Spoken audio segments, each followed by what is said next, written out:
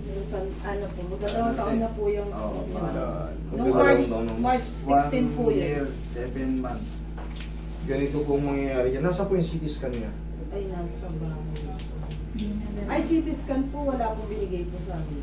Ano puro ang naging finding sa kanya? Mild stroke o ano? Yung meron Hemorrhagic pong blood clot? hemorrhagic po, may manindugo sa may... Ganito po kasi yan eh. Sana napapanood nyo yung mga ganitong vlog natin. Pagka kayo ay lumampas na ng 6 months, maaaring yung pain na lang po ang mawala. Kunya may pain siya sa balik at may pain sa paa, sa hips. Makayon pong ano, kasi hindi na po kakayanin pag lumampas na po ng 6 months. Di ba gumaganyan siya, nakita nyo, nakakas yung tumitigas. Ganun po nangyayari. So baka hindi po kayanin. Medyo manubutot siya eh. Ano po? Tsaka yung boses ko, dati wala to. May Ngayon meron posibilidad na. po bang ano pa rin po yung maging normal ng konti yung kamay niya at yung paa niya? Honestly speaking, hindi ko po kayo, kumbaga, para sa akin po pero hindi pa po akong final. Mas maganda, magpapaano pa rin po kayo sa doktor.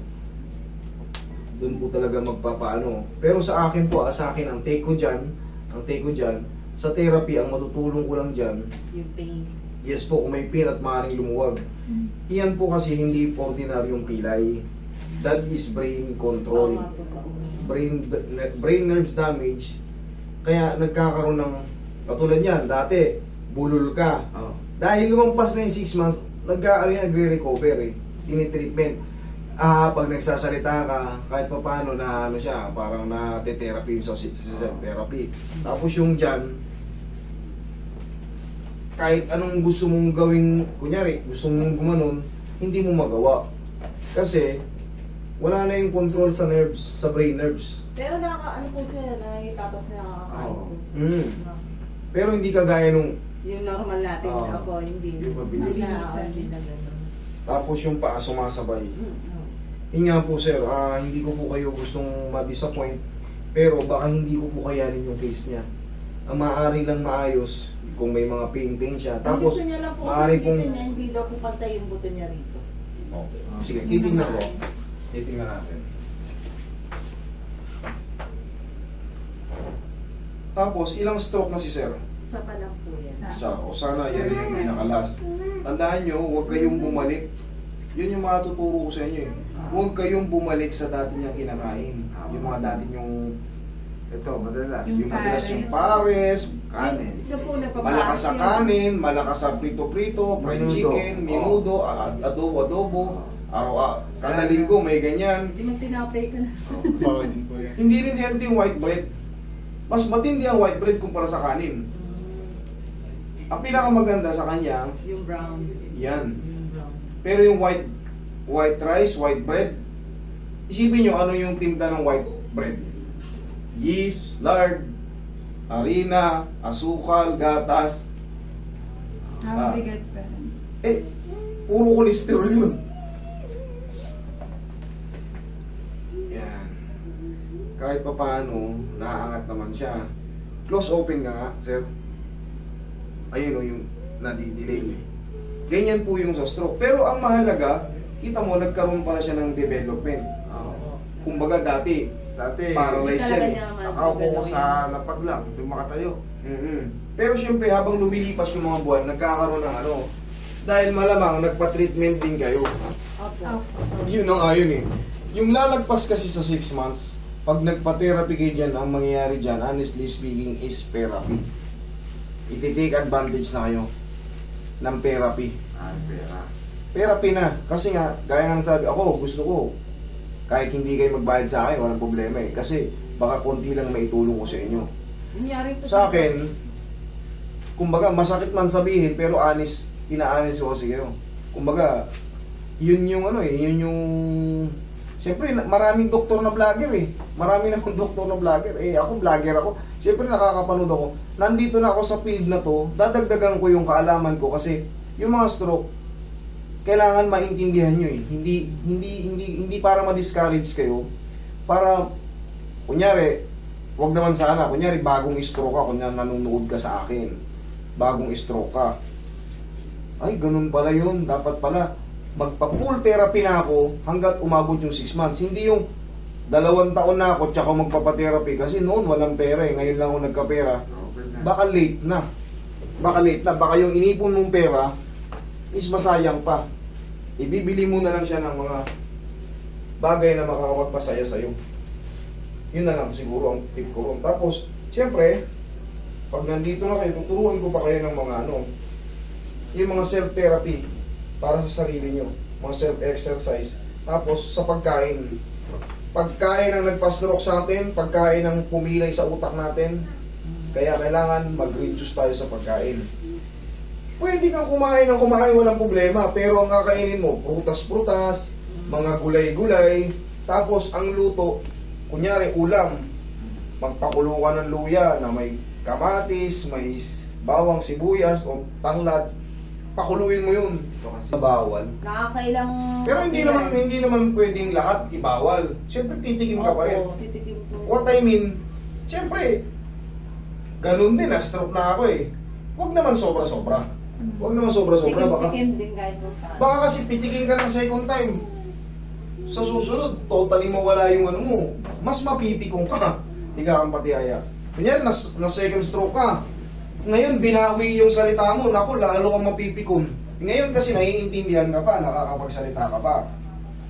Pag hindi ka rin nagtigil kakakain ng mga bawal sa'yo, napunduhan ka na naman kolesterol, at minsan kang napuyat at nagalit ka para kang na-high blood, wala na, yun na yung sangkap yan. Puputok na naman ulit kasi may ano na eh, may sira na sa taas. Easy to ano na yun. Easy to damage again. Pag na-damage yun, maaaring maging lupay-pay na yan. Ngayon, nagagalaw mo pa. Delay man siya, pero at least you can move. Yung mga binanggit ko. Pares. Pares, mami. Saka panga. Mahilig siya. Yung panga. Panga, Yung no? ano. Bawas ka na rin, sir, kasi Saka malakas mag-yossi dati, tsaka alak. Alak okay, siya yung si lagi. alak. Pero ano ko mas, ano ko yung mana. Mana. Okay.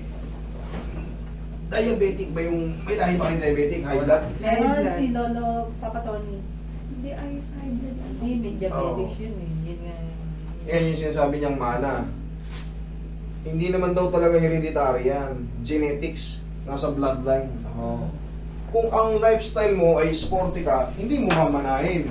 Pero kung ang lifestyle mo, bihira ka magpapawis, tapos malakas kang uminom, malakas kang manigarilyo, malakas kang magpuyat, dapat. Sigurado. Pero ito kasi, itong ganitong treatment, siyempre, Ito po yung dalawang adjustan yung mga joint niya, Okay po. naglalagutukan, pero So, dyan yung dalawang kamay mo, sir. basta nasa posisyon, walang problema yung mga lagatok na.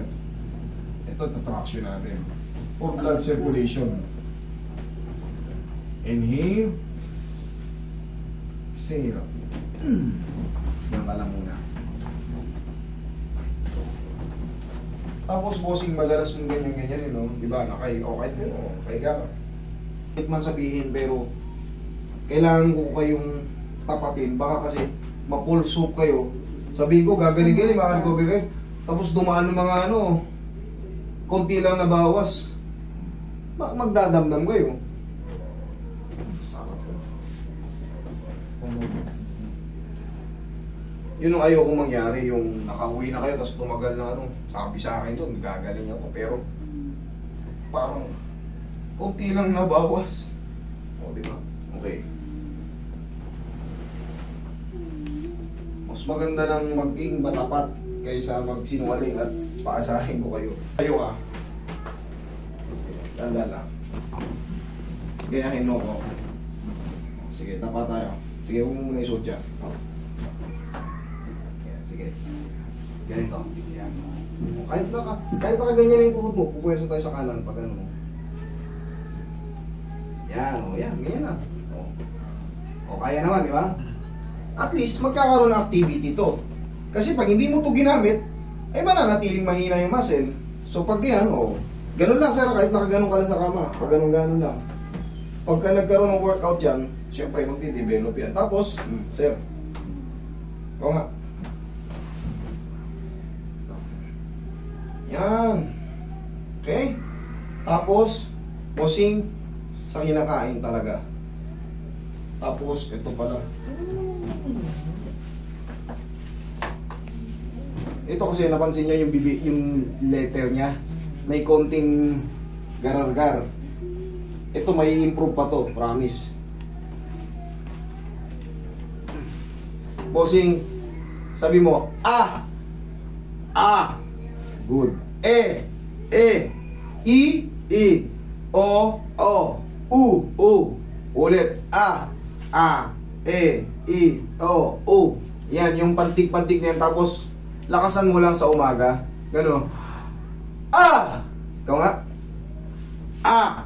Para lumabas yung vocal cords mo. Kasi pag inipit mo yan, para may pipita. Yung salita mo parang kinakain. Bandang dulo. Pero, gaya nga na sabi ko, may improve pa yan.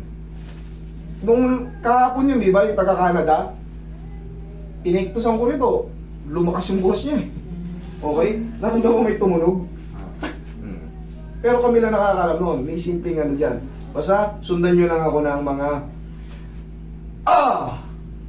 kailangan kasi matigas yan. Pagka ang amo yung puro H, patay ka. Kailangan talaga, yung matigas, hindi yung yung amo, umi-H, wala. Kailangan ulit nga, ikaw, yan, oh. Very good. Very good yan, sir. Okay? Yun lang. Tapos, bawas tayo sa init ng ulo.